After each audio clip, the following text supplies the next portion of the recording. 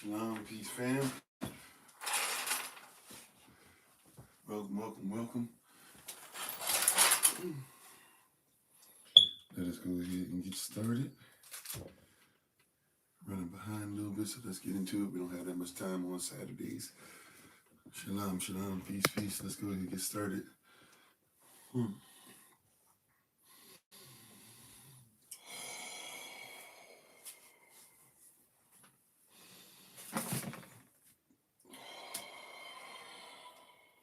Alrighty.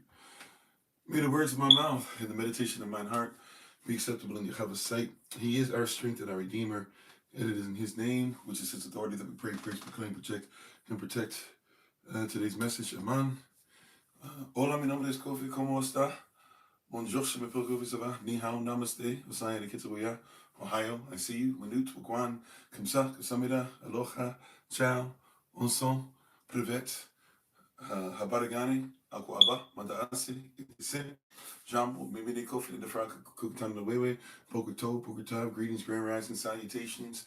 Prayerfully, we wish you warm greetings.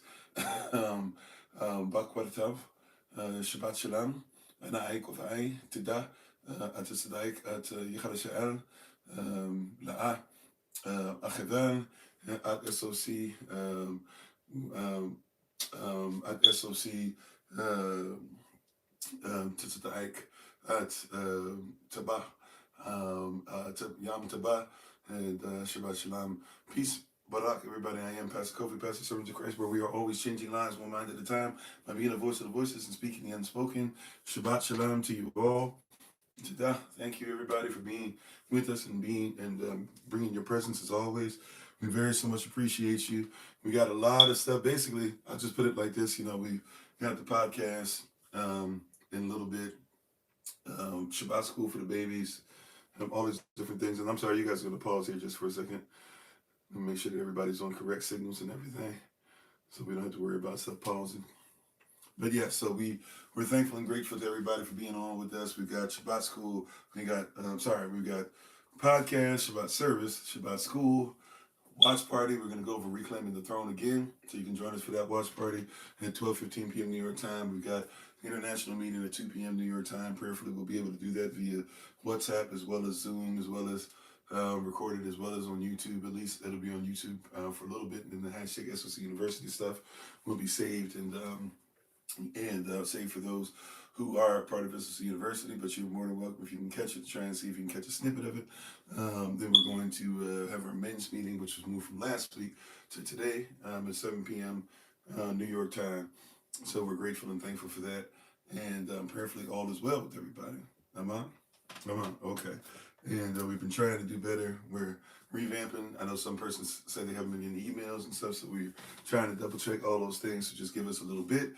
Try to make sure we check out on all the we've been doing pretty well at making sure that we've been staying pretty consistent with those dealing with everything for the everything for everything for your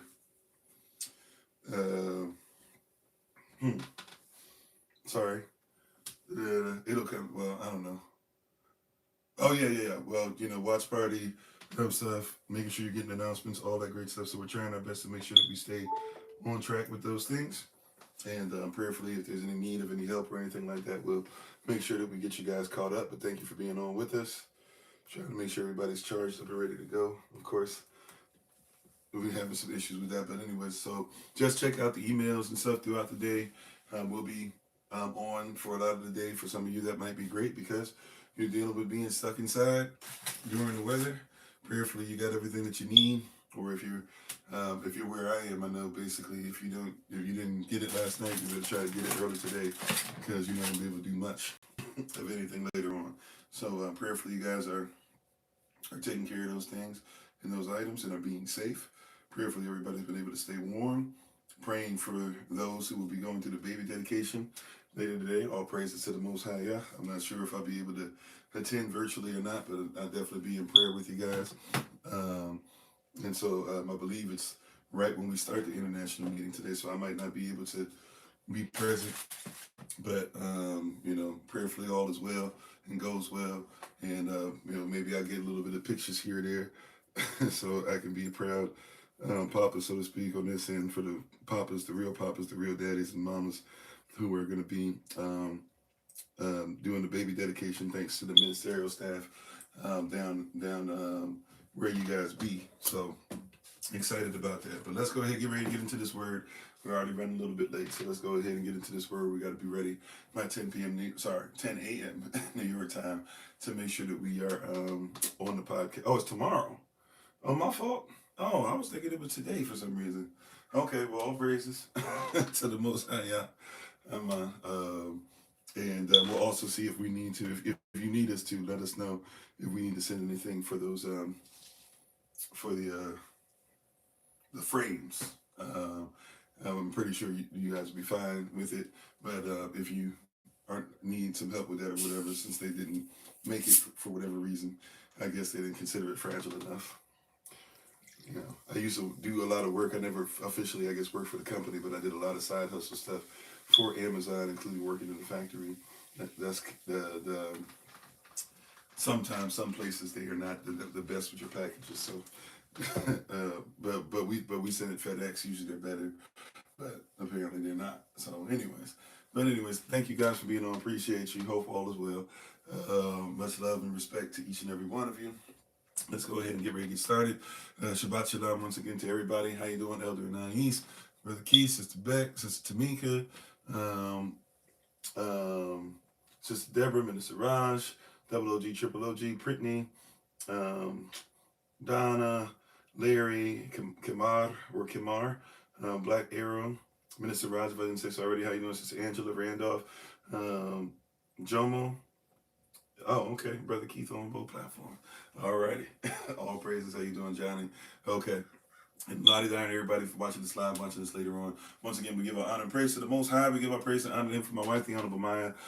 We give a shout out and all praise to the Most High for the ministerial staff, to the moderators, the SOC, the Lottie down everybody. If you first time listening, one time with many, whatever the case might be, thank you so much. If you don't mind sharing the live as well, obviously they make it a little difficult on us.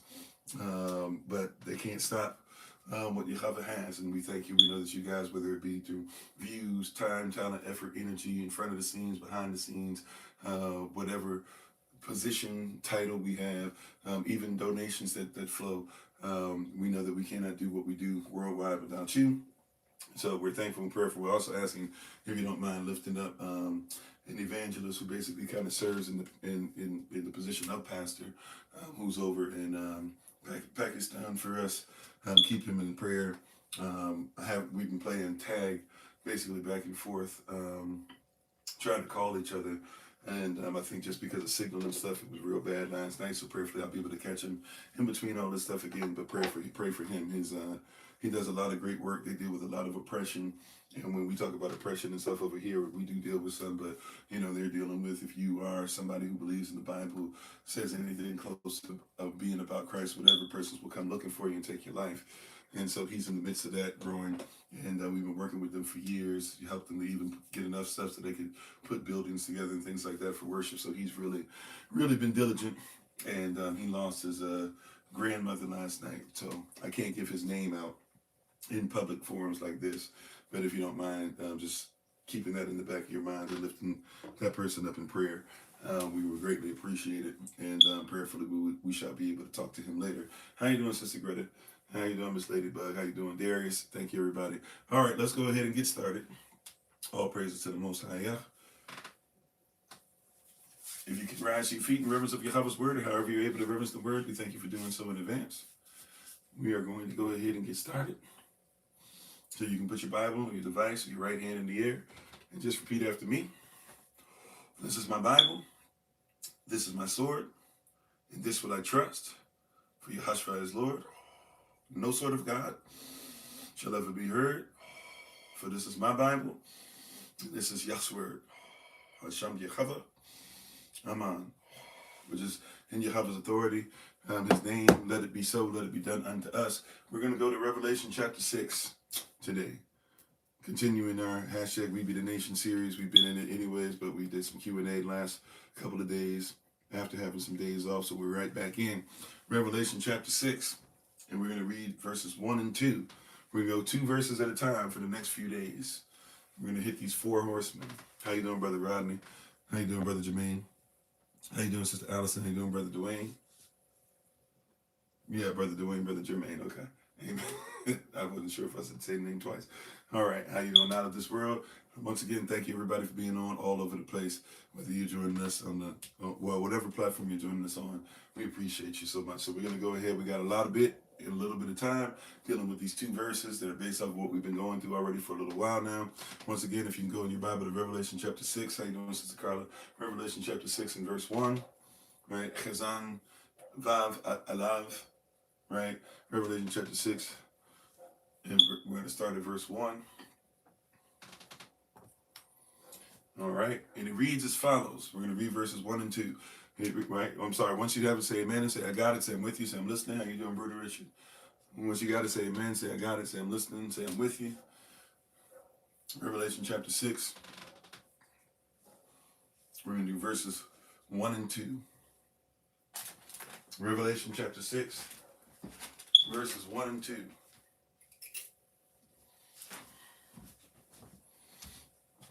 All right, got some guidance. All righty, let's go ahead and get into it. Okay, and it reads as follows. Revelation chapter 6, verses 1 and 2. It reads as follows. And I saw when the Lamb opened one of the seals, and I heard as it were the noise of thunder, one of the beasts saying, come and see. And I saw, and behold, a brilliant horse, or what we even call today the white horse. We'll just use the word white for today because everybody kind of knows that. And a white horse, and he that sat on him had a bow, and a crown was given unto him. And he went forth conquering and to conquer. Once again, we read verse 2. And I saw, and behold, a white horse, and he that sat on him had a bow, and a crown was given unto him, and he went forth conquering and to conquer. We've just read Revelation chapter 6, verses 1 and 2. May Yahweh Barak those who readeth this, heareth this, and keepeth this. You may be seated to go back to what you're doing in the presence of the Most High Yah. All right. So, in this, we must recall that this revelation is not everyone's revelation. This is not a revelation for you just because you read it, but this is Yahshua revelation first and foremost, given to him of Elohim. And he being the door, opens us up to be given by a messenger, by an angel in heaven, to Yochanan, John, who is caught up in the spirit with his angel. And John is supposed to write this so that the messengers, right, of the earth realm would be able to take this message and give it to those of us who have been scattered. And we're really spoken about specifically as far as the 7 spirits that we deal in. And this number 7 is going to be quite relative. This number 7 talking about Zion, right? And I know we've learned 7 is, a lot of persons think 7 means rest, which it is part of the definition, right? As far as if you're talking about the days of creation. I know some have been taught 7 means finished. At least if you come out of the church, you probably heard preachers preach at some point, especially big time preachers preach, that 7 is actually when stuff is finished. But the problem is that the earth was finished in 6 days, not 7. So, right, matter of fact, and when we go through our characters in our numerology, the number 6 actually has to do with more so with completion, finish, nailed, it's over type thing. How you doing, Sister Beth? Right? So when we get here to Revelation chapter 6, right, and we're dealing with this, we're going to deal with the first seal of 7, but 7 is something that pops up over and over again. There are 7 spirits, right? That means that they go to 7 assemblies, 7 different messengers, 7 different spiritual influences of those who are in these 7 cities in Revelation 2 and 3, or these 7 assemblies, these 7 assemblies that are in the world but should not be of it. And so we even see 7 spirits in Revelation chapter 4 that come out of the throne. We talked about the 24 elders, and 12 of them representing the apostles, and 12 of the specific apostles of Christ, right, that were there outside of Judas Iscariot, who's replaced by Paul, right, the apostle Paul. We have the 12 Also out of the 24 elders, the other 12 that are left are representing those who are part of the 12 nations of Israel who come out of Israel direct, right? Outside of one who has lost his place and another who has been adopted into his position, right? This was both done in Genesis, by the way, where one of the sons of Joseph, or two of the sons of Joseph were adopted. And this is also done in Revelation, where we see clearly that God is gone, not G-O-D, but G-A-D, pronounced the same way. That's why we don't worship God, because in our culture, God means something different, right? How you doing, Sister Mignon? So we see these things are taking place. And we see that things are moving. How you doing, Brother Alton? And we see that, Revelation chapter 4, we see that there's one who sits on the throne, that the promise, or the token of the promise that we look at called Shat Avanavan, or the bow in the cloud, or what today we definitely know more so as the rainbow. We see that this place that's, what we have that's in 7 colors, 6 if some of you want to go by Sir Isaac Newton, but 7 colors. And some of you get the reference for that, right? And then we have one color, the color of green, the color of love, in emerald, that is above the one who sits on the throne, that looks like jasper and sardis, or sardis stone, right? And so we see all these different things going up, and then in Revelation chapter 5, we got to a place to where, wait a minute, there's a scroll, and there's a scroll that needs to be opened. And it's in the hand of the same one who had the 7 stars, the messengers, right? And the one who's in the midst of the 7 candlesticks. But now there's a scroll that these messengers should be using, right? Now the seals will be revealed. What needs to be preached to the people in these last times, in eschatology, in the last days. How you doing, Sister Shirley? And thank you all for the love. Thank you for the repost, right? So what is it that needs to be preached in this season? What is it that we need to gather in this season? What is it that if we're not careful, we'll miss completely? And we'll be on something outside of the will of the Most High Yah, right? What is it that's there? So we're going to see 7 seals revealed, but before the seals can be revealed, a question is asked: who can unseal the scroll? Who is the only one who has authority? Whose revelation is this? Where does this come from? Who has to be authorized? Who do we have to go through, or right? Who has to permit us to preach this word? Right, as it says in Romans chapter 10, verses 13 through 16. Anyone who calls upon the authority of the Lord, they shall be saved. But how can one be saved, right? If they don't believe. And how can one believe what they have not heard? And how can one hear it if it's not being preached? And how can one preach it unless they are sent? Right? And this is one of the biggest things going on nowadays. We'll get into this in a little bit. But man, everybody and their mama now is a preacher. Everybody and their mama is, and I'm not trying to speak rude of anybody. Do what Holy Spirit has called you to do. But I just want to show you how there are so many persons who are pastors, but have never had to actually be under somebody's tutelage to become that pastor, and it's out of order. How you doing, Brother Jacob? That's right. Or come on, sis. You said it before I said it. Order, right? How many of us have seen so many persons that are ready to tell you that they are the Most High's representative, that they are the new priest, that they are the bishop, that they are the overseer, and they say that I don't need man, but Yahweh says that you got to come through a specific way, even of governance. Remember in Revelation chapter 4, we even saw 4 beasts there, the 4 beasts in heaven, right, which really even go hand in hand with kind of like the archangels. That's right, no order, no Malachias Sadak, or Melchizedek, right?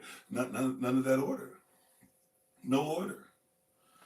Everybody's ready to talk about these things, but nobody really to talk about, like, hey, what's going on with order, with structure? Who is supposed to come? Even as Paul says, right? He says, and how can you preach it unless you be sent? For how beautiful are the feet of those who walk in the way. Therefore, who shall believe our report? Are you reporting something without permission? Are you reporting something without guidance? Are you reporting something without somebody to report to? Because if I give you something, you should be able to say, well, who did you get that from?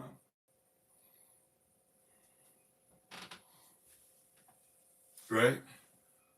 I see you. Right? Right? I should be able to say, who did you get? Who are you under? Right? Where do you get your stuff from? Even in your teaching, right? There's a lot of times where I might not be able to recall every single place I got it, but I should be able to give you enough to where you can at least go and look for it for yourself and see, okay, like this comes from something, there's something relative, right? There's something so-called historical, or we would call historical, right?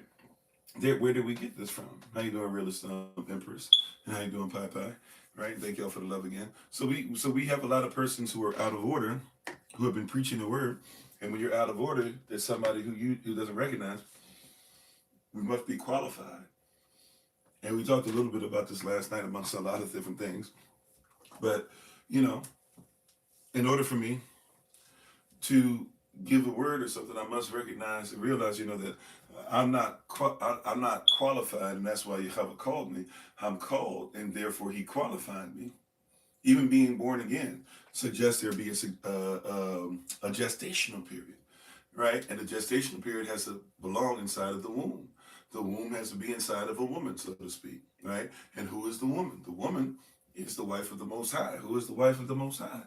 That be us. So even in being born again, right, we have to go through a process, right? We have to go through a process of being able to become what Yahweh has called us to be. Okay? So, all that being said, back to, all that being said, back to Revelation chapter 6. We see here now that after that the seal could not be opened, but it could only be opened by the lamb that was slain. And we see the 4 ways of governance, and we see the persons have bowed down, and we're thankful now. And John was crying because he had an assignment to get this word out. But how could he get the word out if he couldn't get what was in the scroll? Right? A lot of persons got a lot of word for you. And I'm not saying that nobody can be correct in some things. But even when I talk or listen to all these persons, and a lot of them are bright, a lot of them have a lot of talent, a lot of them are on YouTube, TikTok, Facebook, whatever. Right? But in all this stuff, I don't hear a lot of persons who are qualified to do anything other than be right versus left, to be man versus woman, woman versus man, to tell you how to fight, but never tell you what to fight for, to talk about how everybody else is wrong, but never have a clear line, right, of distinction as far as this is what morality is, because it's chaos. And Yahashua, right, who we're talking about on the throne, right, this is his revelation, and it becomes a revelation of those of us who read, hear, and keep it. Yahashua, who sits upon the throne, his morality is sound, it is perfect, it is eternal. How you doing, Sister Tabitha? It does not change. Right? His ways are not our ways, nor his thoughts our thoughts. So if we're going to get in his way, we have to get out of his way. If we're going to get in his way, we have to get out of our own way. And we have to stop following ways of everybody else, and we have to get to a place of saying, okay, this is what he's called us to do before the foundation of the world. If this is what he tells us to do, we must do it. So and now back to where we read today, we just read Galatians chapter 6, verses 1 and 2. And that'll be our focal point for the rest of today, for the rest of the discussion. Yahashua makes it a point to give us a reminder in this, right? Yahashua makes it a point to show us his way, right, which is the way, the truth, and the life. The only way to get to him, the only way to get to the Father, the only way to get to heaven is through him, is by him. And he begins to reveal the scroll. Now that he's allowed it, right, the scrolls, the seals can be taken off the scroll, right? So these are just the seals. And as each seal comes off, each seal, you start to hear something. We haven't even opened the scroll. We're not even going to get deep with the first 7 seals. We're just talking about the beginning of these things that us as the 7 assemblies, if you will, need to hear, right? We're just getting the seal, right? It's just like when you open your soda and it goes, right? When you get ready to pop that wine bottle open and it goes, right? The seal, we're just talking about the seal is broken. We're not even talking about what's in there for you. Come on, somebody. I need you to recognize what's going on. So the seal is just being open. And you're going to hear some particular language in Revelation chapter 6, verse 1. So I saw when the Lamb opened one of the seals. So when Christ opens one of the seal is open. And he said, I heard as it were the noise of thunder. This is important because we're going to see later on in Revelation that there's a message that's given through the thunder. So this is not just a random throwaway. This is not just to say it was loud, it was boisterous. Later on, we're going to actually discover that there is that when it's talking about the thunder, just like when it's talking about earlier the shofar or the ram's horn, right, or the trumpet that was blown, he said it sounded as if a voice, right? When it says that, you got to recognize what's going on. So you have to recognize and realize that the thunder means something. It's not just saying, right? So just keep that in your ear gates. If you want to jump ahead in your studies, of course you're always welcome to, but when you get there, recognize the thunder is conversation. We don't have as much time as we normally do, so we'll curb that just for a little bit in this series. But it's important that you recognize that this thunder is not just saying it was boisterous, it was loud, oh my greatness, everything. No. It's saying that there's a particular language, a tongue even, if you will, and he was able to comprehend out of that what's going on, out of the thunder, right? So when the thunder came on, he hears his noise as it was of thunder, right? And one of the four beasts saying, "Come and see." Right? Now, this is the first of the four beasts. We know this because as we go and we read for the rest of the horsemen, we'll see that there's other, that it'll say the second beast, the third beast, etc. So this would be the first. So even though it says it's one of the beasts, and we would say, well, we don't know which one that is, it's the first beast. If you go back and look at which beast or which way of governance is mentioned in Revelation chapter 4 first, that would be the lion, right? Which represents the lion of the nation of Yehovah, or the lion of the tribe of Judah, if you will. Now this is crucial because Judah means praise. Judah is talking about kingdom. Judah represents the lineage of David, the lion who comes out, the promised seed that we've been looking for, right? Since Adam is the second Adam, Yehoshaphat. And so this is a way that he governs. He looks in all different directions. We saw in Revelation chapter 4 that the first beast, or that all the beasts, they had eyes in the front, they had eyes going down the back. They said they had eyes even on the inside, which we're not clear if that means you could see through them and they had eyes, or if they had eyes on the inside of their clothes, on the inside of what they were wearing, but they had eyes to be able to see in all directions. Very similar to what we see with the wheel within a wheel, the ability to be able to see in all directions, right? But we have so we have this thing here in Revelation 6 telling us about this way of governance. And so the lion of the tribe of Judah is able, I know they taught you about Santa Claus, and they told you that he sees you when you're sleeping and he knows when you're awake. But this way of governance looks at you all the time, and it should be in our lives all the time. And we should also, through our eyes, right, through our vision, we should be able to see what's going on and discern, especially because we have this seal broken, right? We have this scroll that's open unto us. Once again, it's open unto us because it's not our revelation, but it had become ours as fellow heirs because we readeth it, heareth it, and keepeth it. You see that? Only if you readeth it, heareth it, and keepeth it. If you're not willing to do all those things simultaneously, then this is not for you.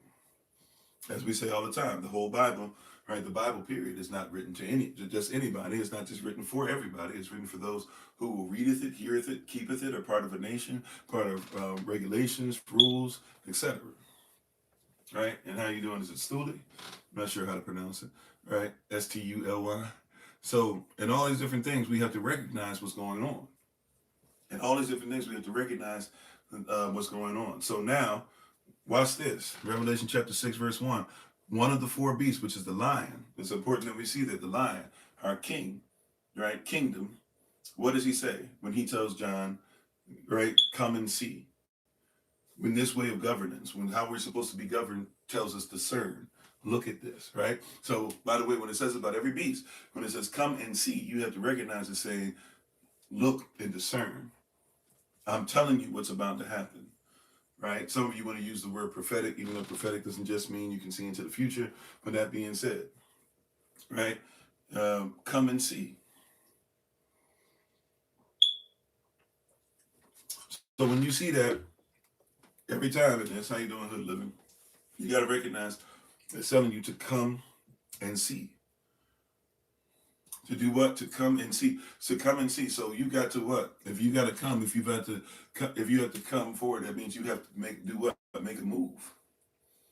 You have to right? It doesn't say just see what's going on. A lot of us do this. All right, I'll talk about it, but I won't be about it. I won't live. I won't take the steps. No, no, no. Take the steps towards the vision and see. It's revelation for us. We rejoice. They're afraid. Do not be afraid. Come upon this word. Come upon this word. Walk towards this word. All right, come and see. And verse 2, and I saw. John says, I did come and I did see. And when I saw, behold, pay attention, a white horse. And he that sat on him had a bow. He had a what? He had a bow. Now, this is interesting. We got to look at some similarities. It says he had a bow and he had a crown. This could even be a wreath, quite possibly, but usually we think about this as a crown, like, the golden crown, right? But this could have actually been a wreath. We're not 100% sure. And what's described in Revelation 12 is the same word. So if it's a wreath here, it'd be a wreath there. So it doesn't necessarily mean it's a crown, but he had a crown of sorts, right? And even when you look into what a wreath is, you'll discover that a wreath is something that was used to make sure that they honor different deities. So this particular crown that this person is wearing, right? Like, you might not know this, but when they had the wreaths and stuff, the wreath, they would have like olive in it. The olive represented Zeus, right? You might have another thing that represents another spirit. So you might have something else that represents like, not Artemis, but Athena and different things like that. So when they put stuff in there, it wasn't just random. We just go, oh, okay, it's a wreath and plot. No, no, no. Everything that was put in had a representation, right? Everything that was put in had a representation. So you have to keep that in mind. But it says that they had a bow and a crown, which was given unto him, and he went forth conquering and to conquer. He went forth what? Conquering and to conquer. He went forth what? Conquering and to conquer. In other words, wherever he goes, he conquers. All right. Now, this is a picture of what we're dealing with in the last days. Right? Can we say that we live in a time where everybody is trying to become king, or trying to become royalty, trying to become the leaders, etc.? Can we say we're dealing with somebody that has a bow, is always, right, picking persons off, never quite in their face, but uses their bow expertly, so from far away, they can make sure that they can hit the target, never attached to who they're conquering, and they conquer, and they conquer for conquering's sake, just for the sake of conquering, at least so they think. And it says they were given a crown. Now, here's the thing that's interesting. It says they were given a crown, but it doesn't say Yehoshua gave them a crown. What's going on, Audrey? How you doing? Right? They were given a crown, but it doesn't say Yehoshua gave them a crown. Now, this is interesting, too, when we see it, because what did we just see over the throne in Revelation chapter 4? There was one who sat on the throne.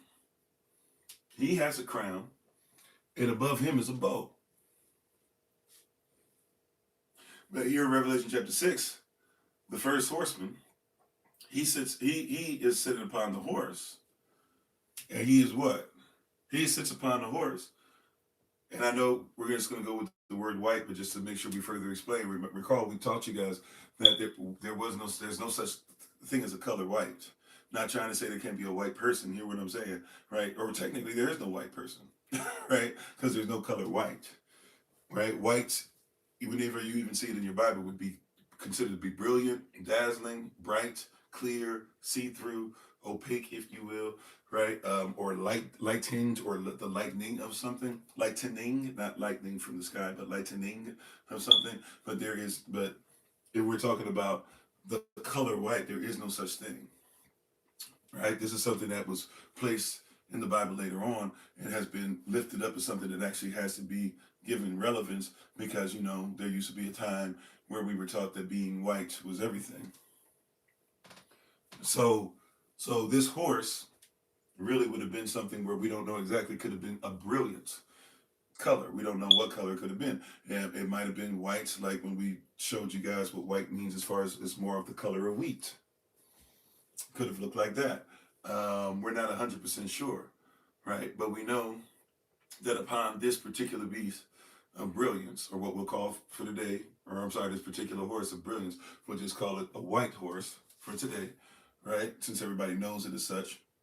This white horse, the one that sat upon him, was one who had a throne that was given unto him, not given by Yehoshua, right? But has been given unto him, and has been given unto him, and he carries a bow himself. But this bow is not the token that we look up to, the token, the rainbow, or the bow in the cloud.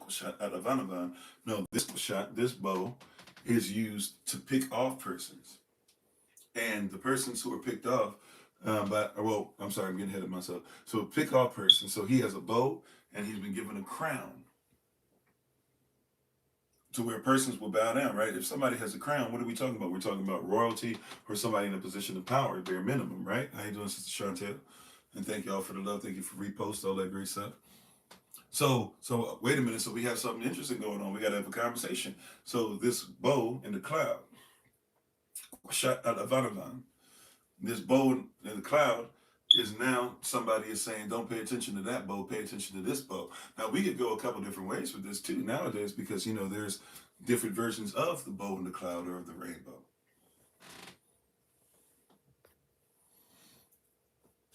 Okay, how you doing, Mark?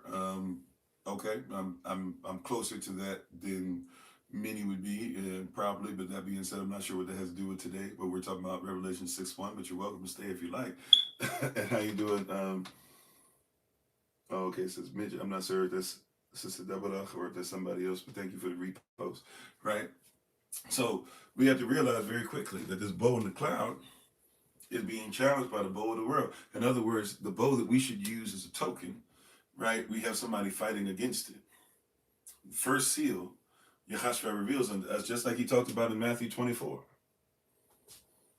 Right? The first seal, just like Yahashua talks about in Matthew, I apologize, maybe we'll be able to get to that scripture, but right now I had a certain thing to be able to go over, right? And when it comes to racism, period, we need to comprehend it's a system, and we need to make sure that we're dealing with nationality more so than color anyways, because then with the Willie Lynch stuff going on, we're dealing with colorism. But I'll try to see if possible if we can get to that. I'm not sure how long you'll be able to stay on, but thank you for being on regardless, right? So, and how you doing, Brother Dwayne? So in these things we're talking about, we have to recognize and realize very quickly. You said, well, it's the Bible. Sure, there's a lot of stuff in the Bible. I'm talking about Revelation, right? And once again, I just said I had no problem talking about it. We obviously know that racism is an issue, and it's talked about in the Bible, right? And the Bible has been shaped by it because many persons in the Bible have taken it and changed it so many years that we don't even know what the people of the Bible look like and who they are. That being said, I got to be obedient. I got less time than what I normally do. But if it be the will of the Most High, or if I be able, or even if I have to try and do something outside of this, about it, I will do my best. But thank you for being on once again. Appreciate it. Right. So we have the bow in the cloud, right? The choir, right? Is something you're talking about firmament, but a choir, right? But just the bow in the cloud, we've already talked about what the bow is and how there's a circle and how Revelation 4 talks about the other side of it, and you see half of it, et cetera, right? So we know that there's this bow in the cloud, but this first person who comes, this first horseman is coming to conquer, and he's been given a crown, to make sure that he is specifically and strategically trying to off persons, trying to conquer. That's all he does. And you must recognize that this is a war. See, Revelation is given to us in the last days when the Satan is fighting a war that's lost, but it doesn't mean that he's still not battling. It doesn't mean that those who do not serve him do not battle. It doesn't mean that those who are there, yes, the Bible, parts of the Bible have been changed over time. If you be honest about it, right? Like, for example, I'm using the term quiet. Persons use the term firmament. Just real quick, all right? I'm not going to be able to go deep into it, but real quick, right? If you're talking about Revelation, if you're talking about, for example, the word firmament actually comes from a Greek story that has to do with, not Neptune. Has to do with Gaia. Gaia has an immaculate conception. She's supposed to be the earth. She has immaculate conception and has twins. Neptune, which is the water, and of the waters of the sea, and then there's supposed to be Uranus, who's supposed to be the so-called firmament. Now, he's not the firmament yet. He ends up having relations with his own mama. Him and his mama have chronos, where you get chronology, right, for the set of time. Chronos and a whole bunch of others are having a problem with Neptune. He's wilding. So Gaia works with Kronos to get her son in a son slash husband in a precarious situation while they're having relations, and Kronos comes in and basically sneaks in and basically takes away the berries from the twig off of his father slash brother, and then his father slash brother Neptune fades into the sky and becomes firmament. Originally, the word would be Laquia. It's a different mindset for us, right? Or, so this stuff is cultural, right? A lot of stuff has changed. Or, for example, persons who read the NIV, if you're not careful, the NIV has been changed because they are Alexandrian. They come from a group of persons called Alexandrians, right? And they have an Alexandrian Bible. So if you read the NIV, a lot of stuff is moved, the verses are changed, or verses are just missing because they don't believe what it says, right? So a lot of things have changed, or a lot of things have been changed as far as even persons, even in their mind, think that Ham was cursed because persons were trying to tell you that it was okay to enslave Africans because at first they enslaved Negroes, which are different than Africans as a nation, and then after they were running low on Negroes and couldn't get them, to procreate fast enough, they wanted to go ahead and get others, so they came up with a Hamitic doctrine to say that Ham was cursed, even though it was Canaan that was cursed, and the curse of Canaan was that he would have to serve Israel, and then later, today even, he had to serve Japheth. Japheth is where you get the lineage of the Ashkenazi and the Khazarian. Right? We be the Sephardic, but they be the Ashkenazi and Khazarian. So now those persons are in there too. Canaan, the land of Canaan, still being cursed. So there's a lot of different things that have been changed over time just because we don't have mindset, culture, etc. Okay. That being said, right, I can't go any deeper. So right, I gotta be obedient to the assignment. All right. So that being said, we're dealing with stuff that where persons are misrepresenting or don't know what words originally meant and stuff like that, including what is culturally there in cultural context. Matter of fact, I'm doing, we just came out of a homeschooling thing yesterday for our son, where we have to make sure that we go to the state and make sure that they're okay with where he is and they see evidence of what he's being taught, et cetera, et cetera. And we have to do that, a couple times a year or whatever, or a couple times a school year. And so in the midst of that, we have a teacher and she's got a doctorate, and she checks on all the stuff, but her doctorate is in language, right? So in English language, so she's very big on different things as far as comprehension, context clues, etc., right? And part of being literate is being able to comprehend what it says, right? Not only be able to read the words, but to know what it means within context, to be able to talk about the different parts of the sentence structuring, simple sentence structure versus this, that, etc., all that stuff, right? So a lot of us cannot comprehend what's going on here because we don't have proper comprehension. We read it, but we can't comprehend it, or at least we comprehend it incorrectly. We cannot use proper, what she likes to talk about a lot, proper context clues, right? If we don't have certain context clues, if we don't know what the clues are to help us contextually see what's going on, we miss the stuff, right? All that being said, how you doing, Sheba One? Thanks for being part of the community. That being said, for example, right here in Revelation chapter 6, when it tells us that we're dealing with 4 horsemen, and specifically today we're talking about the first horseman, you must recognize that we're at war. That, I believe that's where I left off, right? And we have to recognize we're at war because in Israel, right, you don't bring out horse, and in a lot of countries and nations at that time, by the way, but in Israel specifically, you do not have horses around unless you're at war. I'm going to say it one more again. In Israel, horses are not just around unless you're at war. So, for example, there's a verse that says that you're going to run with the horses. Now, that's obviously talking about supernatural ability, talking about that you'll be able to get things done faster than what you thought you would, etc. Right? But it's also giving us an indication, right, that we have to make sure that we recognize and realize that we are going to run with the horses. Now, what does that mean? That means in wartime, Yahweh's going to make you so powerful that you'll be able to keep up with the horses. So don't be dismayed if you seem like you're outdone or something. I'm sorry. How you doing, Sister Monica? How you doing, Brother Ronnie? How you doing, Bradley? Right. Hopefully, you guys are staying warm. Excuse me. Sorry for missing you guys. Right. So you have to recognize what's going on. We got to run with the horses. Right. That's saying in time of war. So anytime we see something about a horse, time of war. Right. Matter of fact, in the book of Enoch, when Enoch is translated, right? Genesis, it just tells you he's translated. In the book of Enoch, he explains how it works. A horse comes down and gathers him up, right? And persons die when he's gathered up. But also, right after that, what happens? Enoch's son, who should take over the throne, is not listened to because there's a war against righteousness that happens right after Enoch ascends. So whenever you see a horse talk about, right, the horse and the chariots that go and are underneath still to this day the sea of reeds, right? You're going to run with the horses, right? All these different terms and things like that. Whenever you hear this, it's talking about war. So when we're talking about this first horseman, you must recognize that you're in a time of war, right? Stop thinking that, okay, I'm just going to the store. You must and I know somebody's going to say, I'm just trying to fearmonger now. But the reality is the same. And I'm sorry for just doing that. I usually do it off screen to get ready for my day, but I'm going through cleansing stuff right now. So I've been using certain things like black walnut and some other things to make sure, right, even a little bit of iodine here and there, black walnut, wormwood, which by the way, wormwood's going to pop up in Revelation 6 too, right, later on. So we'll talk about the benefits of wormwood. But anyways, just wanted to put that out there because person be like, what do you be taking?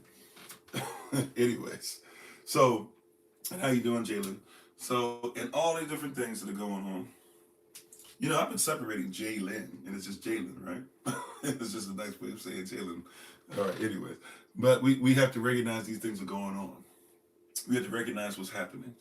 We have to recognize what's happening. So we are at war. When you go out to the store, I know you think you're just going to the store, and you're like, man, why am I always seeing this? Or why does it seem even like I'm attacked, or my children seem to be attacked, or this and that? You're in a battle.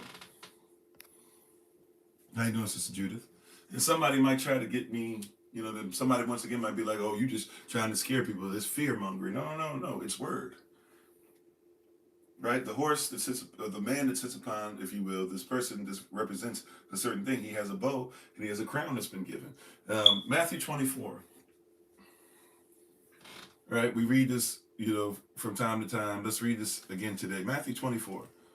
We're talking about the last days. We're talking about being at war. Things that we should be aware of, right? Things that we should be aware of. Matthew 24. How you doing, Sister Tia? Praise Yah for you, right? Matthew 24. It's important that you catch this. Now watch this. So Matthew chapter 24, I'm going to start right at verse 1. Yehoshaphat went out and departed from the temple, and his disciples came to show him the buildings of the temple. And Yehoshaphat said unto them, see ye not all these things? So they came to show him the temples. They'd be like, look, let's look at this. Let's look at how amazing and awesome this looks. Christ's response is, hey, you see not all these things? You see all the buildings you're talking about? Verily I say unto you, there shall not be left here one stone upon another. Or as we say, not a stone upon a stone. That shall not be thrown down. And as he sat at the Mount of Olives, so where he went, so then he went back to where he had given the Sermon on the Mount. And while he was sitting there, his disciples came unto him privately, saying, tell us, when shall these things be? And what shall be the sign of thy coming? And the end of the system of things, the end of the beast, the end of the world, the end of Esau's spirit, if you will. How you doing, Sister Snap? How you doing, butter? And so it says, this was his response, verse 4. And Yehoshaphat answered and said unto them, take heed that no man deceive you. We're in Revelation chapter 6, verse 1 and 2 is our focal scriptures. But we're in Matthew chapter 24, verse 9. We just read verse 4. So we read verse 4 again, right? Take heed that what? That no man deceive you. That includes me too. That's why you better study. Show thyself approved. Tahiti, how you doing? Long time no talk to. It feels like prayerfully all is well. Prayerfully everybody's staying warm too. All that great stuff. Please do. We got a whole bunch of stuff if you want to join us throughout the day. Especially if we got your email, you should be getting stuff throughout the day. But we'll be doing a whole bunch of stuff together all through the day if you want to chill out on Shabbat. If you don't already have stuff together for yourselves, of course. All right. So once again, and Yehoshaphat answered and said unto them, take heed that no man deceive you. What you talking about, Christ? What you talking about, Willis? I'm talking about Christ. Verse 5. For many shall come in my name. All right. So Revelation chapter 6. Pay attention. This person who's got a crown, not given to him by Yehoshua, but he wears it. And he conquers persons with his bow. Right? And he conquers for conquering's sake. And he's been given this false crown. All right. Matthew 24, verse 5. For many shall come in my name. Take heed that no man deceive you. Many shall come in my authority. And saying, I am Christ. And shall deceive many, and ye shall hear of wars and rumors of wars. What season are we in? You shall hear, you shall focus. Matter of fact, if we be honest, some of you will focus more on that than on Christ. So you shall focus on Venezuela. You shall focus on Iran. You shall focus on North Korea. You shall focus on North Korea. You shall focus on China. You shall focus on India. You shall focus on BRICS, BRICS. You shall focus. See, there will be what? There will be wars, rumors of war, or wars and rumors of wars. There's sometimes you've been told somebody's fighting. There's not even a fight going on there. You'll focus on Haiti, and you'll focus on, are we going to buy Greenland? And you'll focus on, okay, come on, somebody, right? And ye shall hear of wars and rumors of wars. See that ye be not troubled. Come on, somebody. See that you are not troubled by this. No. We got to do something. No. I need you to comprehend that stuff to take your mind, right?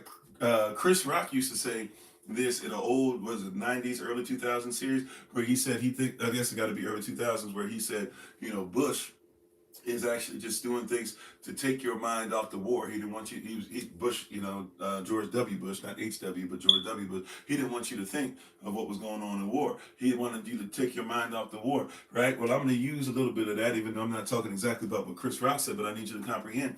All this stuff is to take your mind off the war. You are at war, but you are more focused on the things that are not even able to affect you unless you allow it. You are having your mind taken off of your daily battle. Right? Be not deceived by any man, by any news report. Your first focus is Yah.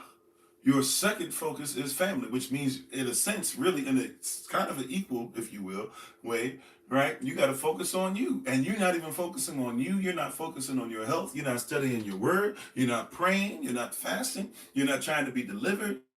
You're not mean that you are taking time out to worship Yah. You're not taking time out for your holy days. You're not taking time out to make sure that you are Yechadasha'al, as far as not just as far as your flesh, but even as far as the law of the Spirit. You don't care about these things as much because you have been deceived to believe that some of these other things are just as important. Come on, somebody. Amen, somebody. I know we don't like hearing this, but this is true. This is the word, right? It's either out or amen, right? That's what they used to say back in the day, right? It's either out or amen. So ye shall hear, verse 6, ye shall hear of wars. Matthew 24, verse 6, ye shall hear of wars and rumors of wars. See that ye not be troubled, though. For all these things must come to pass, but the end is not yet. Don't miss it. All these things are a must. They shall happen, but you're being told. See, we think that Revelation is just this off-put thing by itself, forgetting that Revelation is within the context of a whole. The whole Bible gives you warnings about this stuff. Revelation has more things revealed to you, but this stuff has been being talked about since Genesis chapter 3. These things must happen. But see that you're not troubled. See that you're not losing sleep. Yeah, you will be saddened to hear about what's happening to our children, right? But be not dismayed. Don't forget that you still are a warrior. Do not forget that you still are more than an overcomer. You don't just overcome, you're more than an overcomer. Right? Don't get so sad to where now you're having heart attacks over something that's not even for you. You're stressed out and you got marks and stuff all over your body because your body can't handle what you're looking at. And by the way, if you're a person it's hard to do, then find discipline and say, I will do anything other than watch the stuff that's coming to me on my devices. That's right. You in the world, but not of it. Come on. Right? This is what we were talking about with the 7 assemblies, how they need to be in these cities, but not of them. Revelation chapter 2 and Revelation 3. So Matthew 24, verse 6, and ye shall hear of wars and rumors of wars, that ye be, or see that ye be not troubled. For all these things must come to pass, but the end is not yet. That means you still got work to do. Verse, right, Matthew 24, 7, for nation shall rise against nation, check, and kingdom against kingdom, check. And by the way, when it says kingdom against kingdom, don't forget these guilds. Don't forget the kingdom of Elon Musk against the kingdom of Jeff Bezos, against the kingdom of Donald Trump, right? Against the kingdom of Warren Buffett, right? Don't forget the corporation of the United States against the corporation of the United Kingdom, against the corporation of Russia, against the corporation of China, right? Don't miss. Don't check. Okay, and there shall be famines. Persons won't have enough food. Check. And pestilences. Persons will be sick. Check. Right? Big sickness that be out here, to where now you got to get vaccines and all this stuff, right? I wasn't supposed to say that out loud. I apologize. And earthquakes. Yeah, there'll be earthquakes, and tsunamis are basically based off the earthquake, right? Check. In diverse places, in many different places around the world. Check. Verse 8, and all these things are the beginning of sorrows. How you doing, Sister Jennifer? Thank y'all for the love. Thank you for the repost. Right? All these are the beginning of sorrows. Matthew 24, verse 9. Then shall they deliver you up to be afflicted. Oh, wait a minute. You don't like that part. See, it gets deeper now. I usually stop at verse 8, but I would write the same thing, though. It tells us that we have to be aware of when we realize that we are the children of the Most High, who person said that they are us and are not, but are the synagogue of the Satan, in Revelation chapter 2, verse 9, and Revelation chapter 3, verse 9, right? The assembly of Smyrna, the assembly of Philadelphia. Well, it says here, Christ says, hey, I need you to recognize that the same way it says in Revelation chapter 2, verse 9, that they're going to try to put you in prison, verse 9 and 10, and all that. Well, be ready, right? He says, we got to be honest about this. They shall deliver you up to be afflicted and shall kill. I'm going to just use the word. Hopefully it doesn't get us banned. And shall kill you. And ye shall be hated of all nations for my name's sake, for my reputation. Because you keep my word, you keep my name, you keep what I've authorized, they must attack you. Are you ready? Are you ready? I'm here to tell you, they must attack you.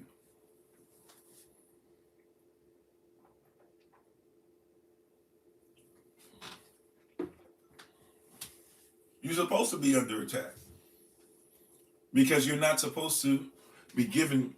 You're supposed to be given. What will you say? You're supposed to be given no quarter.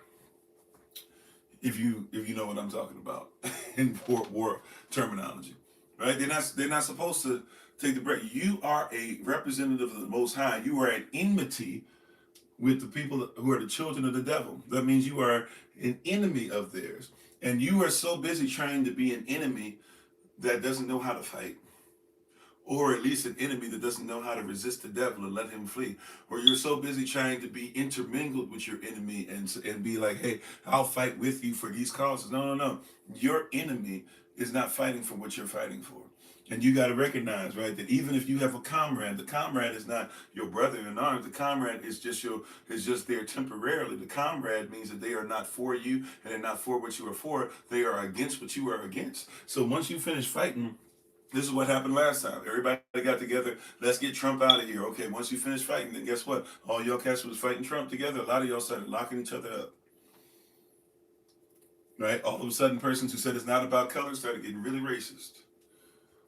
All of a sudden, some of the blackiest of black folk out there started getting petty and buying each other's businesses up and then putting each other in jail.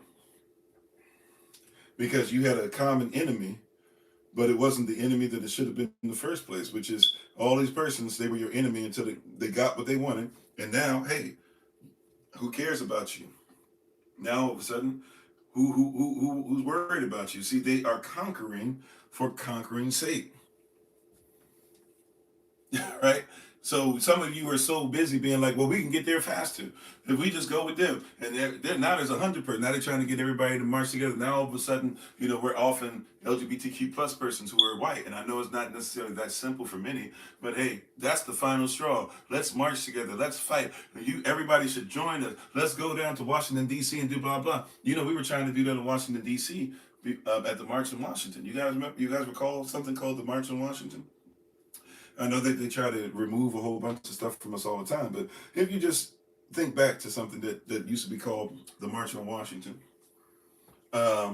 before, and by the way, MLK just did what he felt he had to do for his people because he didn't want to see his people get shot up. But MLK was put in place, and they told him that if you didn't take over the march and be the face of it, then we'll go ahead and we'll off your people, because what was supposed to happen is the March on Washington was supposed to be a grassroots movement. It was a grassroots movement to where a lot of black folk were willing to fight. They were going to lay down in the airport, and now what we call Reagan International Airport. They were willing to lay down there, and they were willing to go ahead and all these stores that were racist against persons of color, right? Colored water fountains and all this stuff and things like that. They were going to fight. And JFK, who was who was given the money by a millionaire today, right, to make sure this stuff was going on, 100 millionaire possibly, whatever he was, same as a billionaire today, came to JFK and was like, hey, you gonna squash this? And JFK brought MLK in and told him, hey, do you want to see your people die?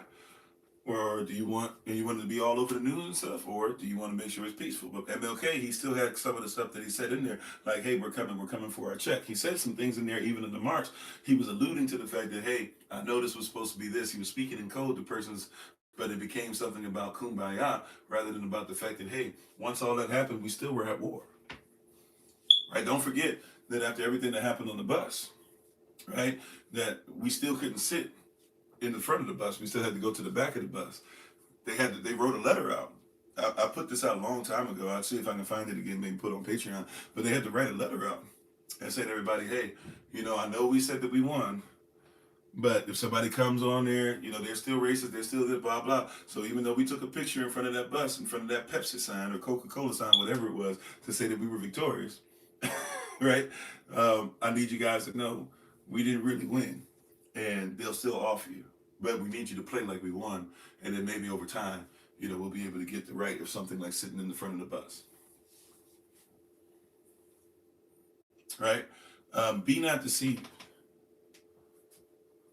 You shall be hated of all nations.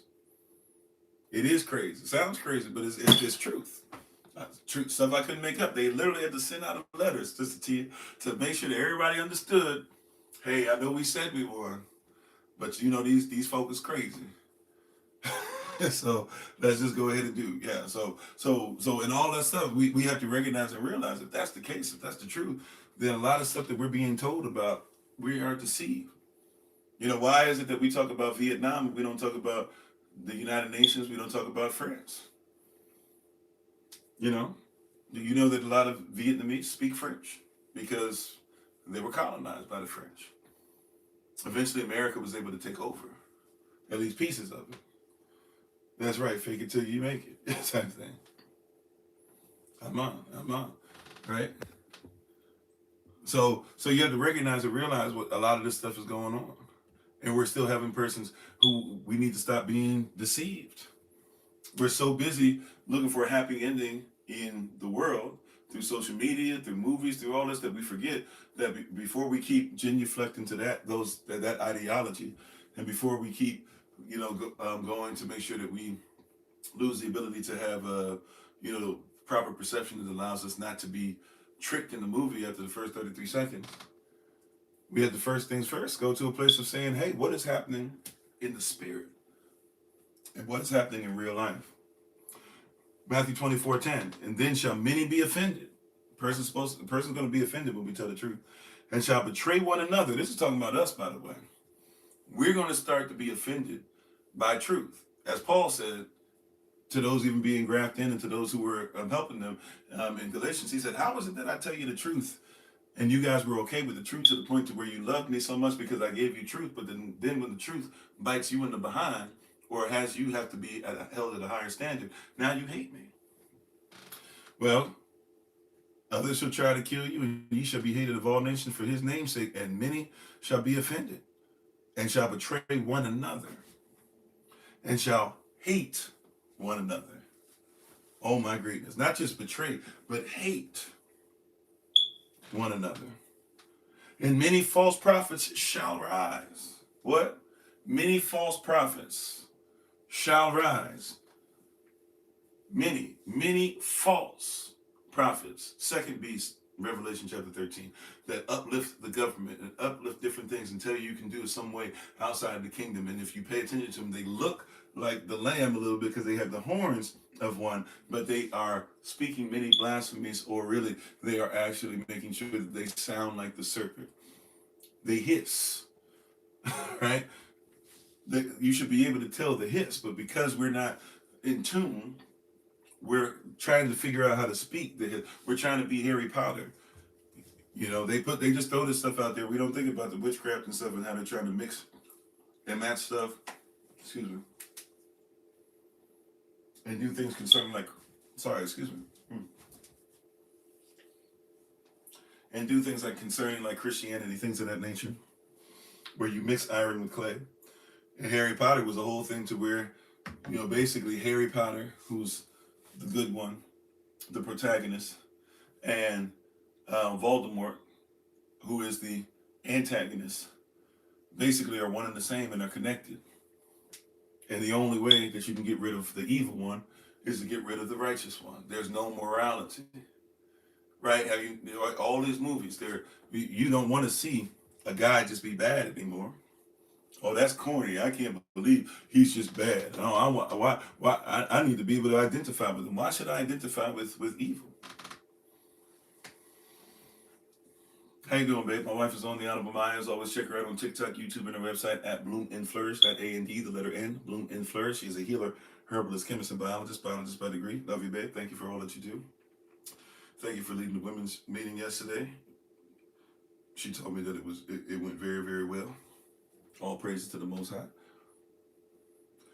So we don't want to have that part of the conversation. Right? But all these things are the beginning of sorrows. Matthew 24, verse 11, and many false prophets shall arise. Everybody want to get a crown on their head. Everybody got to have a crown. Nobody needs training. Nobody needs to have a chain of command.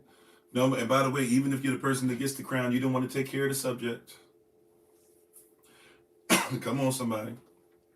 But many false prophets shall rise and shall deceive many.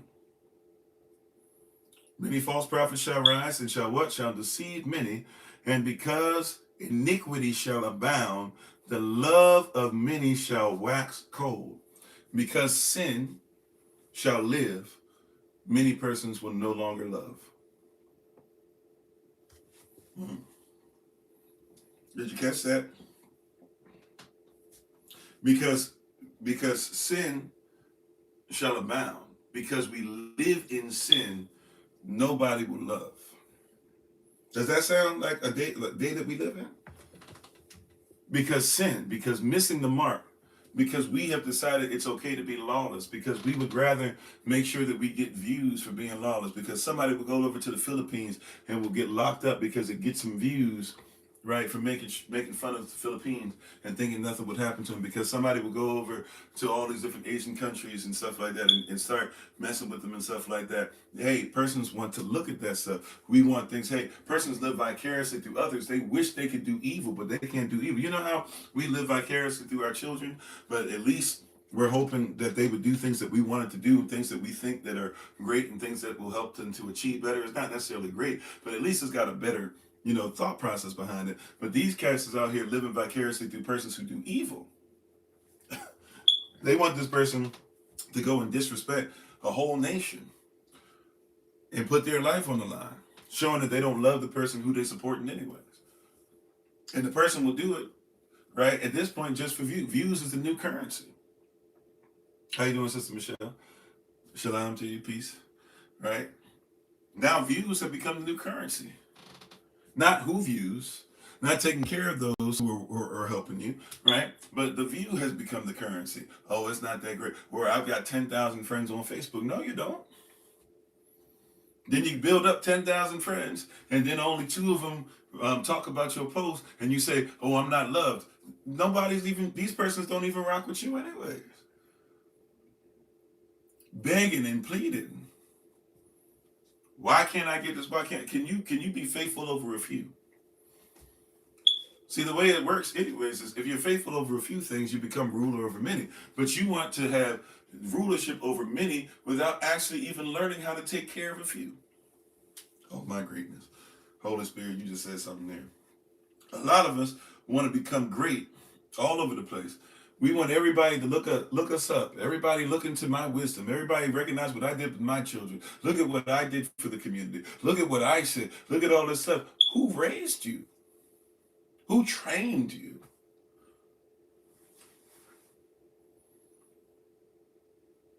Everybody want to be Elisha, but nobody want to be under Elijah. Elisha had to have the mantle put on him and had to ask for a double portion. And the double portion, by the way, doesn't mean what we think it means. It doesn't mean he got twice as much anointing. It means that he was put in a position to where he would receive the double portion offering because he was the one in charge of Israel. That means he has to be willing to take charge and love and honor and support and take care of those who would be under him. But everybody want a bunch of folk under them, but don't nobody want to take care of them.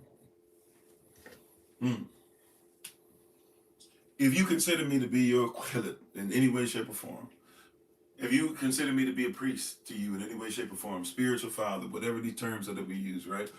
If you consider me to be that in any way, shape, or form, you know what you should do? You should expect of me to give leadership.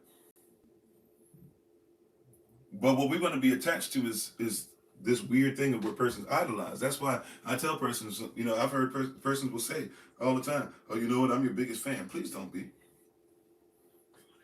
please do not be a fan of mine, because a fan is a fanatic. You shouldn't even be a fanatic of the Most High. He doesn't look for blind loyalty. He looks for faith, but not blind loyalty. He looks for loyalty out of relationship. That's why he doesn't even want you to be in charge of anything until you first know who you are. A lot of persons want to come in, make me a deacon, make me a deaconess, make me a pastor, make me a preacher, make me this. I want a specific title. Can you find out who you are first? Can you go through the gestational period of being inside of the woman? Can you be born again and then suckle upon the bosom that gives sincere milk? Can we do that first? No, conquering. See, we're about this conquering spirit. And so we get a lot of persons who are not even close to being ready to lead our people, and they've been messing us up. Lack of accountability is crucial to the enemy continuing to win. It is a crucial ingredient. When the enemy is waxing you upside the head and all that stuff, the crucial ingredient that we don't like to talk about that he's using is a crucial ingredient he keeps using over and over again. And guess what it is?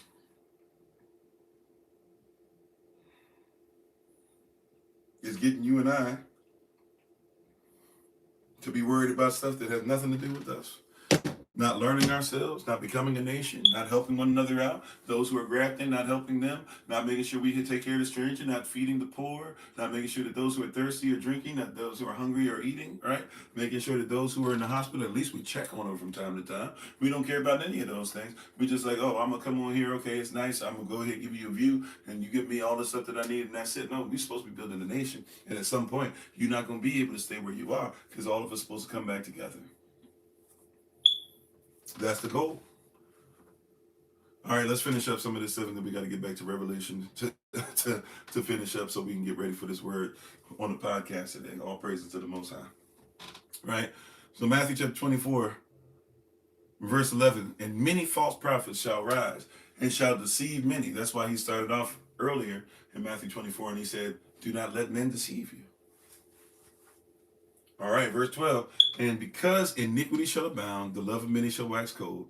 Verse 13, but he that shall endure unto the end, keep running your race. If you can endure until the end, the same person who shows endurance in this walk, the same shall be saved. Verse 14, and what is used to evangelize in the for the kingdom shall be preached in all the world for a witness unto all nations, and then the end shall come. So no man knows the day nor the hour, but we have an assignment, brethren, that we must preach and use to evangelize this word. And if you say, where did you get that from? The word gospel or Godspell, whenever you see that, when you look it up in the Greek, it's the word evangelize, or very close to it. Somebody would argue some things about etymology, and they could kind of sort of be right. But it's basically saying to evangelize, to give the word, to give the true word. How you doing, Brother Chassan? Right, and to the whole family, hopefully all is well. Right, so that's what we're trying to do. Come on, somebody. Now back to Revelation chapter 6, verses 1 and 2, which is our focal scripture for today. But as we've known the series, y'all know how it works here. We're gonna make sure we line upon line, precept upon precept, and when it's time to dig, we're gonna dig. All righty. So I saw the Lamb, and it opened up one of the seals. And what I heard as the noise of thunder, one of the four beasts, this is the lion, right? The lion of the tribe of Judah, if you will. How you doing, Jay? The lion of the tribe of Judah said, come and see. Don't just be somebody who looks from far away. Participate. Come over here. Look and see. And when he came and he saw, behold, the white horse, and the one that sat on him had a bow and a crown, and was given unto him, and he went forth conquering and to conquer. He went forth conquering and to conquer. This conquistador spirit, you must recognize what time it is, right? At some point, we have to stop saying this is something, this was written thousands, well, almost a couple thousand years ago. At some point, we got to stop acting like this is, you hear what I'm saying? This is something that, it's just random, just somebody made it up. They're just speaking in very arbitrary forms, and you could just pick and choose. No, time out. We've literally seen all these different things that still exist, from gladiatorial places to gymnasiums, to how we take gymnasium spirits and stuff and somehow put it together with Christ. We talked about this even in the midst of the series, but you got to be on point and realize, even we got to the place to where, God is with us on the football field. And while I'm not saying the Most High, not God, but the Most High can be with us anywhere, I need you to recognize the Most High is not concerned about who's winning in the sport. Like, maybe he can use those things to his glory, maybe he can't, but that's not his word. His word was never, you have never seen, even though we're supposed to be financially fit, even though it's no problem with us playing games, you have never seen that we're supposed to make sure that we have gladiatorial events. You've never seen that. You've never seen that we're supposed to make sure we do this to uplift persons to own us. You've never seen that. So while there's a place in my heart still for sports, and probably because I was just inundated with it, probably forever will be. And I'm not saying there's anything wrong with playing a sport, but this sport is not what's being. This sport is a distraction. You think when you watch Neymar, or some of you back in the day watched Pele, or when you were watching Beckham Bendit and all these other persons, right? You thought that was just a fun thing, not realizing that all that stuff is literally designed to distract you from events. This is a war tactic. In times of war, when Rome is losing money, what do? You make sure that the people are distracted in the Colosseum.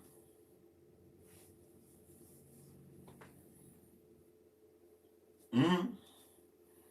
Right? Many of you know more about CJ Stroud having what was it, 8 turnovers or something like that, maybe even more, in the last 2 weeks than you actually know about what's going on in Nigeria with bombings, and America trying to take over there with oil too. Many of you know more about LeBron James and him doing the weird thing with the Nike shoe that he just did with the MLK thing, and are frustrated about that, not able to even see, hey, what more have they done in Venezuela since you last checked? Come on, right? Are you not entertained? Is this not what you come here for? Right? I just watched that movie like 2 weeks ago, I feel like. Right? Or I fell asleep to it. I don't know if my wife was probably watching me, but it's a distraction. This is what is there. There are more persons who are fighting for the WNBA to be able to get more money. I'm not saying I'm with it or not with it or whatever. I'm just saying there's more persons fighting for that than actually thinking to themselves about the danger of a Cardi B and Nicki Minaj, both sides of the aisle, that both are teaching your little girls certain things about womanhood, or your granddaughters, or your nieces, or your sisters. Not realizing that Kanye and Nicki Minaj and Drake and Lil Wayne, I just mentioned a bunch of Young Money or Young Money affiliates at one point, right? That they are supposed to be doing the things that they're doing because they're the new bourgeoisie. They're the new bougie. They're the new bourgeoisie. They're the ones that we in the 50s and 60s would have said, y'all are trying to pass for white. Now they're trying to pass for white ideals through white money, so-called white money, right? You get what I'm saying, right? So we got to realize this is a conquering spirit. Our responsibility is not to conquer, but also our responsibility is not to be conquered. Wait a minute, but we're at war, aren't we? Yes, but it's not our responsibility to conquer, nor is it our responsibility. But wait a minute, no, that doesn't make sense. Yes, it does. For you are more than a conqueror. And the one who conquers is not us anyways, it is the Most High. Now, he may have it set up to where there need to be an army, but we ain't there yet. At least he ain't shown us it yet. How you doing, Brother Dennis? Right?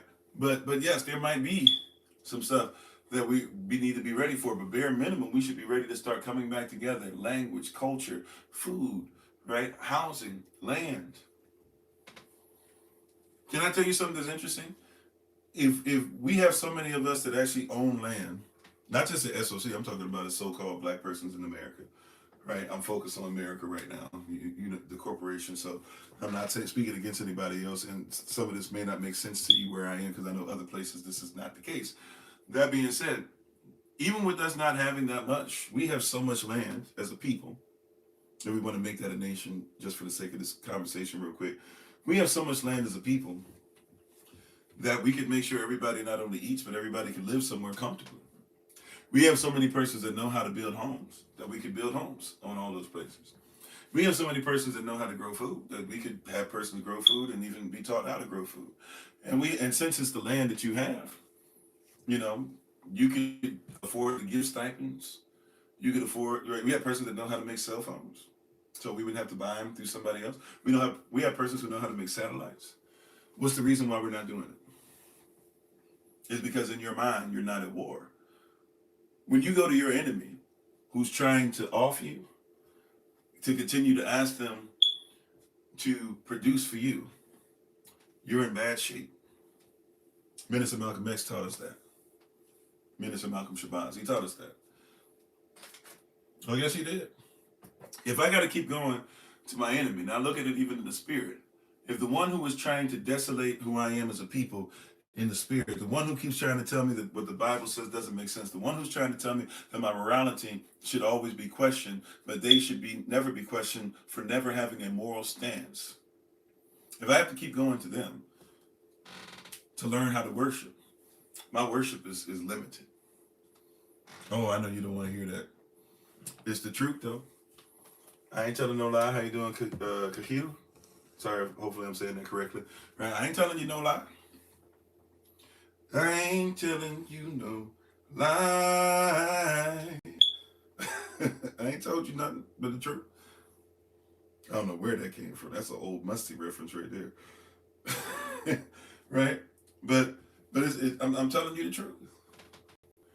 If I got to keep going to the person who oppresses, that is called regression, that has continued to hate, that has never shown love, right? That told me that I was nothing. How you doing, double OG, triple OG? If I have to keep going to that same person, looking for a way of escape, why would I think that I'm going to escape? I'm not going to be liked for this part right here, but that's okay. It's all right. I'm going to tell you the truth. All praises to the Most High Yah. I'm going to tell you the truth. I'm going to tell you the truth. You ready? Our problem is not that the world is always blocking you. No. Our problem is that we haven't recognized that we're at war. We're dealing with this horseman that comes to conquer, that comes to steal, kill, and to destroy. How you doing, Sister Shima? This horseman that comes to conquer. For conquering's sake, and trying to take the crown, or at least get you and I to believe that the crown is not upon the head of the Most High, he who sits upon the throne, but it is upon the man, right, who sits in office, upon the man or the woman who's in charge of the guild or the corporations, the man or the woman who's in charge of the pyramid scheme, the man or the woman who uses the Bible to make pyramid schemes. Some of you call these pyramid schemes churches. Mm. Mm-hmm. Now I get it. Whatever happens at the head comes down the body.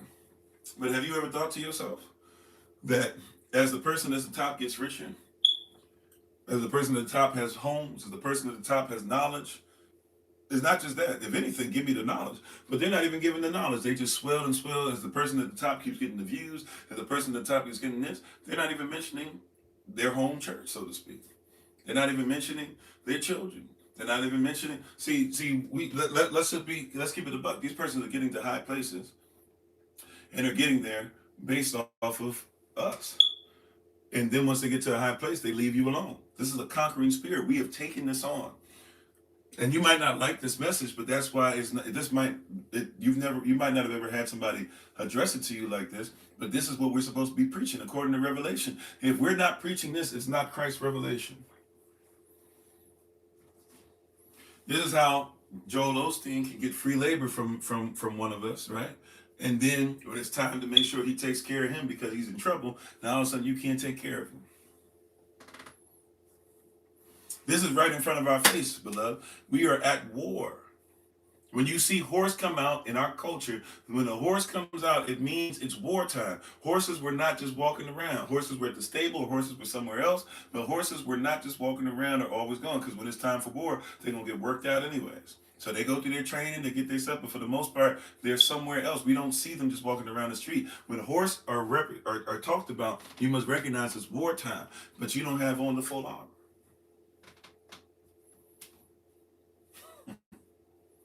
There's horses out there. There's a person walking on a horse. There's a person on the white horse right now, and he's walking around trying to get you. He's got a bow. He didn't even got to get that close. He's learned how to be able to pick you off from far away, and he's going on a beast that's extremely fast.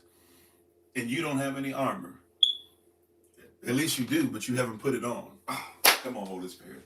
Because it doesn't just say have the armor, but it says put on the armor. And don't just put it on partially, put it on fully. If I'm at war, you don't take your armor off during war, at least not until you know for certain that it's safe to take it off. You gotta put it on. And you gotta see, a lot of persons might even have it. See, you might know that you're supposed to have the breastplate of righteousness. You might know that you're supposed to have on your shoes to make sure that you have shalom, Shabbat shalom, peace upon your feet and in your walk. You might know that you're supposed to make sure that you have the shield of faith. You might have made sure that you purchased, your belt of truth and all that. You might be in a legion and be ready to go to war. You might have access to the helmet. Your helmet might look great and everything. You might even have a sword. But if you ain't got it on you, come on, somebody. What's the point? We were talking about this last night. It's not about how you feel, beloved. How you doing, Brother Alex? Shabbat shalom. And Shabbat shalom to all the family, Ukrainian, all the boys and daughters, excuse me, too. All right? This is not based upon how you feel. You don't put on the armor because you feel like it. You put on the armor because it saves lives. It's a lot.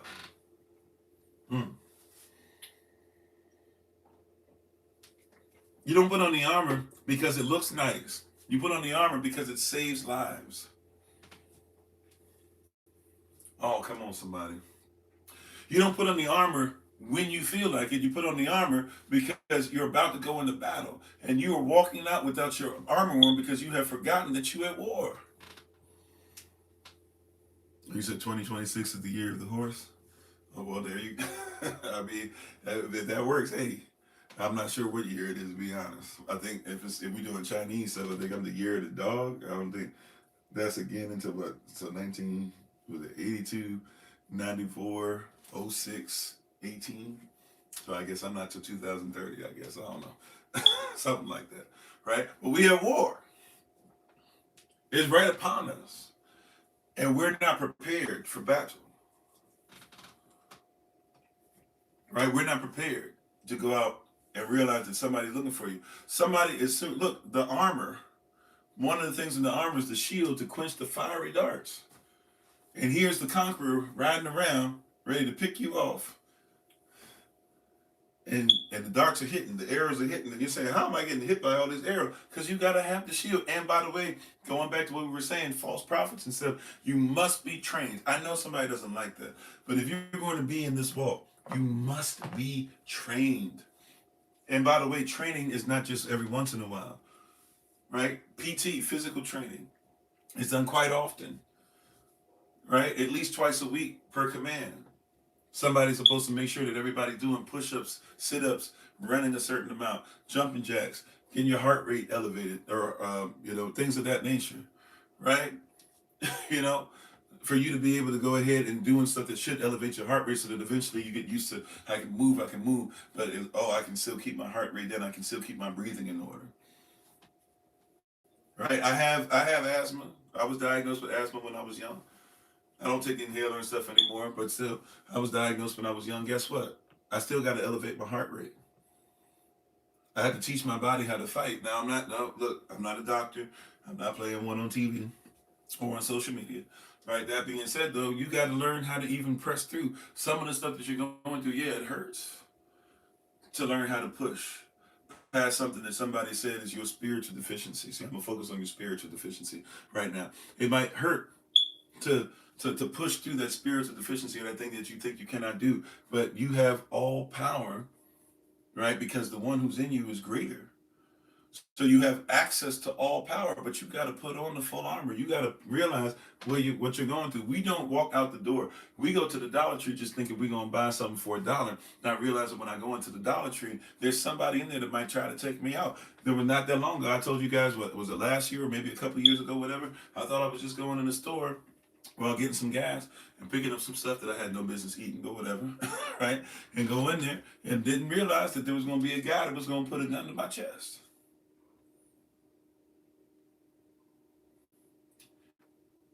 The enemy has somebody ready to take you out at all times. There are persons who, do you not realize there are persons, look, can I be honest with you? This is why I'm very secretive when we talk about we're going to meet somewhere. I'll tell you the area, but I'll never give the address. There are persons who watch me who are waiting to take me out.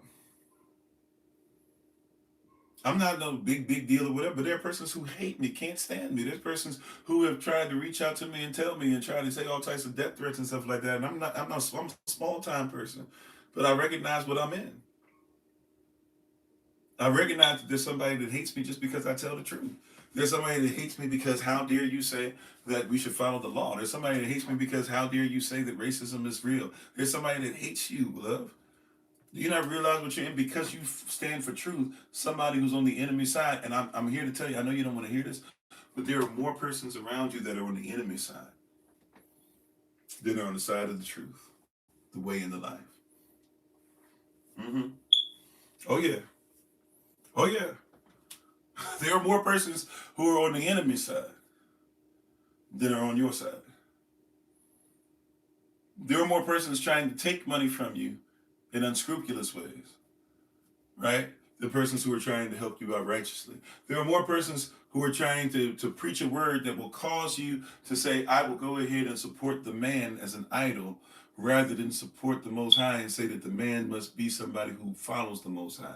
There are more persons who will say, become lawless because it means that you don't have to be held accountable for morality and given and morality specifically through the prism of the moral lawgiver. You must recognize we're at war. Your children are being told that. Your children are being taught that it's more important that you can make it by being I show speed, who's sitting there literally licking the feet of men, looking up underneath and acting like he's going to touch in Africa, of all places. Going there and acting like he's going to touch their testicles and acting like he's going to, guy giving them a farewell hug and stuff, and behind his back, acting like he's trying to lick his neck and that he's having an orgasm. These are things that your children are being bombarded with. So yes, even though I Show Speed went over to Africa, great, but look at the stuff that is brought. Look at the spirit that you have to be in to be able to make it to these places. You see what I'm saying? Like, look at the spirit that has to come. Look at, you can become Nicki Minaj, but look at the spirit that comes with it. You can become Meg Thee Stallion, but look at the spirit that comes with it. Look at, you can become Cardi B, but look at the spirit that comes with it. And allegedly, Steph Curry and his wife. You can be them, and you can have this thing where everybody thinks your relationship is blah blah whatever. But look at the stuff as far as sexually that comes with it, the tension, and also allegedly the so-called open marriage. You can get that Jada and Will Smith love, but it comes with consequences. Look at the spirit that comes with it.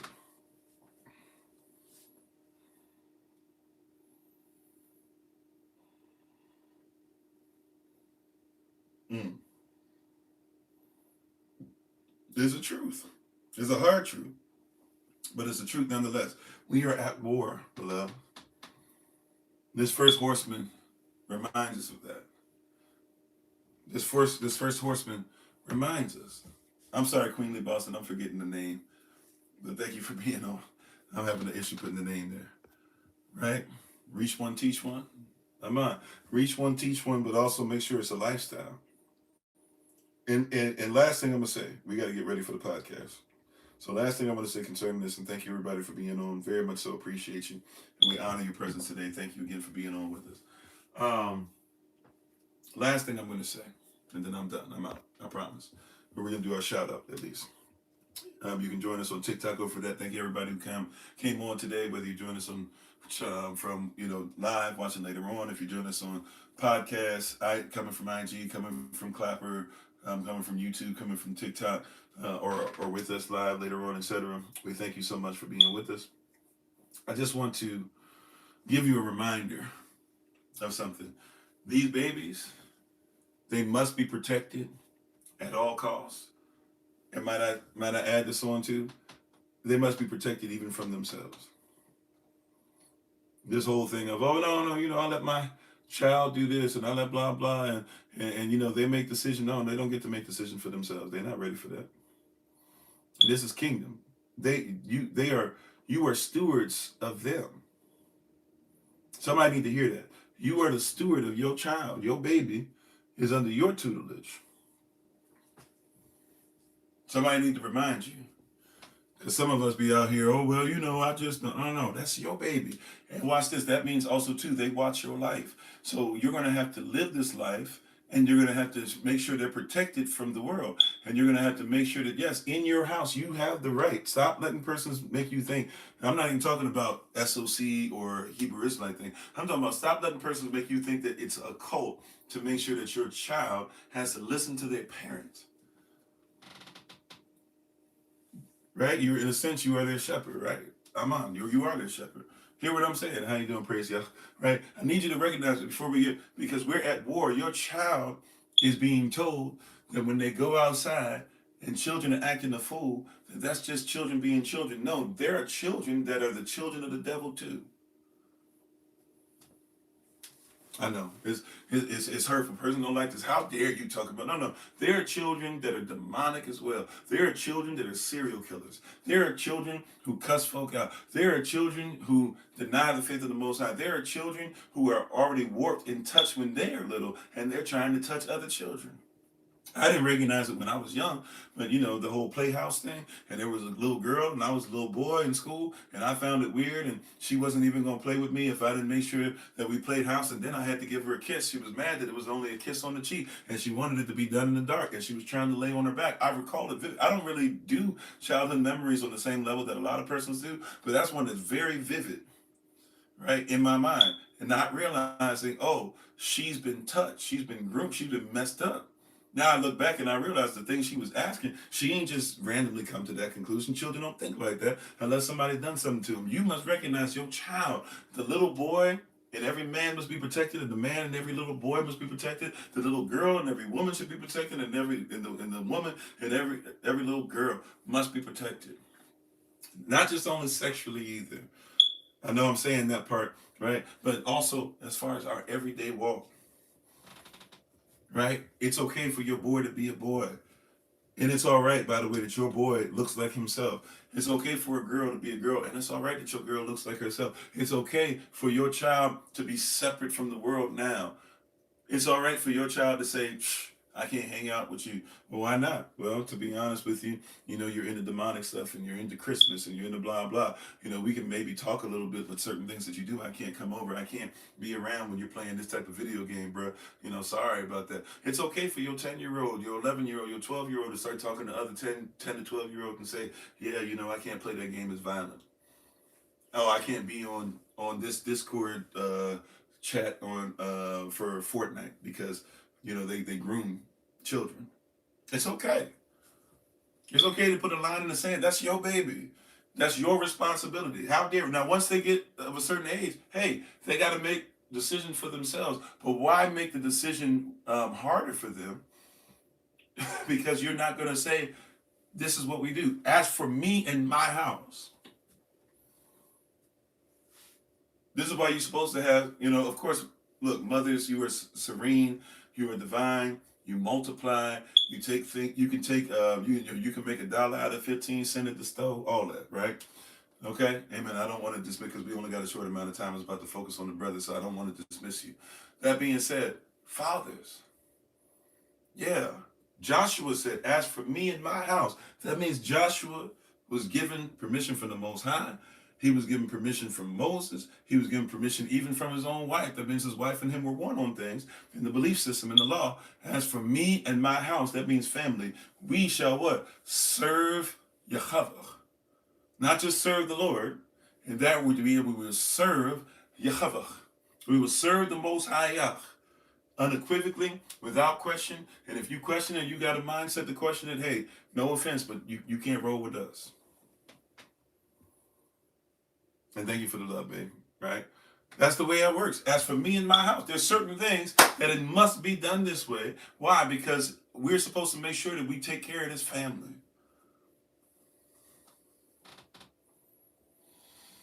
I'm on. All right. Time for us to go into the podcast. We'll put the information up on the shout out. Those of you who know how to shout out works, just do me a solid if you can. Just go ahead and do your thing. When the music pops up, it's going to be very short. We're going to make sure we go over to showing the stuff. We'll show you if you want to come over for the podcast. If you want to look in the description with the video, by the way, you can find information for the podcast. It'll start at 10 a.m. New York time at the top of the hour. A lot of stuff going on through the day. Most of y'all know what it is. We got watch party. We're going to bring back Reclaiming the Throne today, by the way. So we'll be doing a lot of different stuff throughout the day. Just look for your emails and stuff like that to come through. Those of you who haven't been receiving emails yet, I'll make sure I get back to you. Those who haven't received a word or somebody reaching out to you yet from the shout outs, I promise at some point today, it's a busy day, but at some point today we'll get that to you.